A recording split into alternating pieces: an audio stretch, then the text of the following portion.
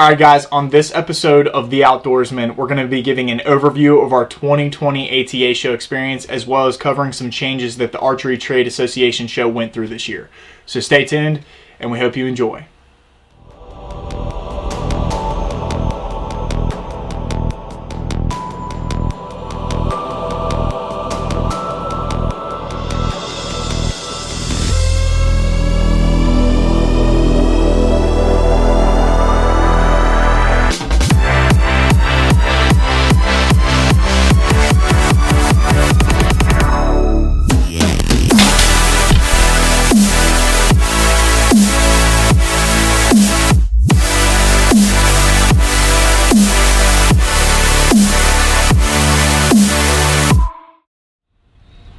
Alright, so one of the first things we're going to talk about is a couple of big changes that happened this year at the ATA. Yeah, so two of the things with the show is one, price point to get into that show went up for all of the passes, not just media sales, and then the dates for the actual show. They start setting it up on like Monday, but as far as everyone to get in, as far as media sales, manufacturing passes, that show really doesn't kick off until Thursday and then goes till Saturday. Right. But this year, as compared to years past, they tightened up what passes can get in on which dates. Right. The opening day, basically. Yeah. What they did is they made what was the day they called? They called it a buyer's day. Okay. It was every pass but media sales. Pretty much, yeah. Could get into the show. And what most people don't understand is that the ATA show is not there for the public. It's there for business. And what I mean by that, they do all kinds of seminars. Right. They have business meetings, conferences all over the convention center.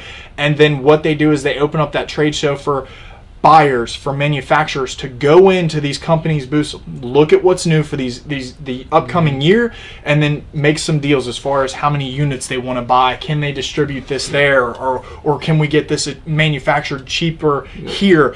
That's what it's for. It's not just for showing off the new products, but that's what media sales goes in there for, is showing these companies' products off. Yeah. And so what they did is a lot of times too, and I think what the ATA show got confused about is they're trying to eliminate the public from getting in there, taking out people that shouldn't be there. And I agree with that. I'm not sitting here saying that the public shouldn't be able to view these things and we need to kick out hunters from the show, because it's there to keep the industry alive.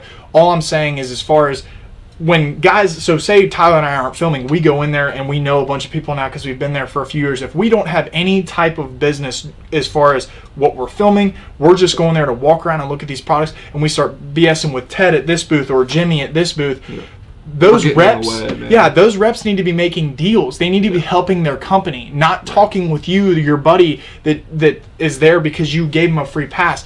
That's what they were trying to, eliminate. And I don't think they understand that it's not just media sales that gets in there doing that.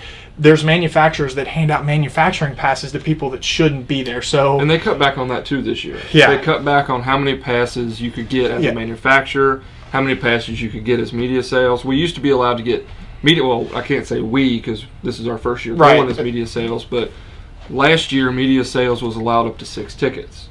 This year, you're only allowed 4. Yeah. So. And the idea of that too, the price is going up, is they're trying to eliminate manufacturers from just handing out passes to whoever because it's expensive. So I agree with that. I really do, because it's from a business standpoint. Then you as the public, or people as the public, need to understand it's there for business, and it's not just there for the public. And that when they do let the media sales in, that's our job. We were there to show the product off, and I think we did a fantastic job. We did a good job. I mean, you look at the Man Cave Buck.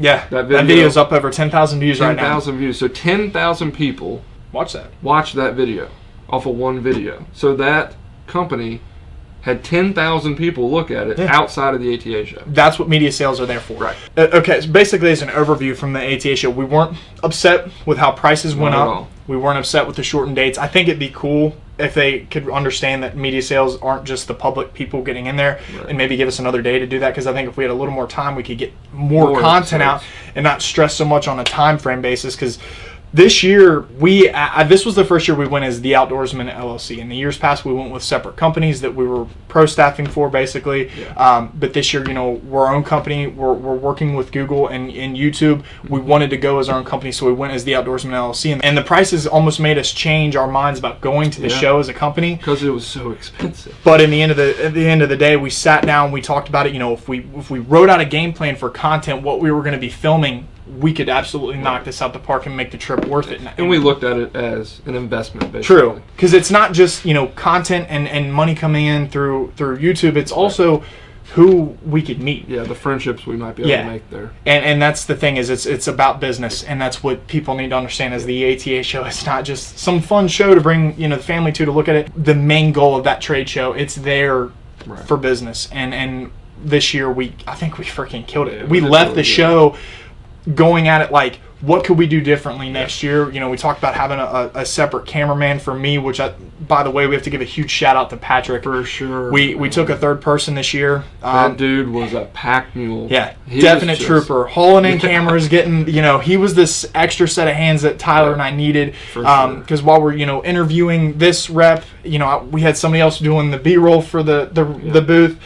Killed it. Yeah, so huge shout out to them, and we talked about it. We might take another cameraman next year if we go. On top of that. Yeah, obviously, because we want two cameramen. But it's just, it was exciting. It's a lot of stuff going on. Yeah, so we hope you guys enjoyed all of the ATA show content. Obviously, we did it a lot differently this year, breaking it down, doing brand videos instead of having a 15-minute video, so you could see all of the test firing that we did of one brand or all the different brands. And it seems to have worked. You guys, the likes to dislikes ratio went up, the watch time went way up, and the feedback that we're getting from the comments, it seems to have, you guys have really liked how we did our ATA show content this year. And we used comments from last year's video to try to help this year's video as well. Always looking for your guys' feedback on all of our content. So make sure, whether it's hunting, a product review, ATA show content, make sure you guys are leaving comments on what you think. I don't care if it's hateful or not. We're going to give you a thumbs up and say thanks for the feedback. We read them all. We are here to basically make content for you all. So if you want something done, leave comments below. Be sure to like this video.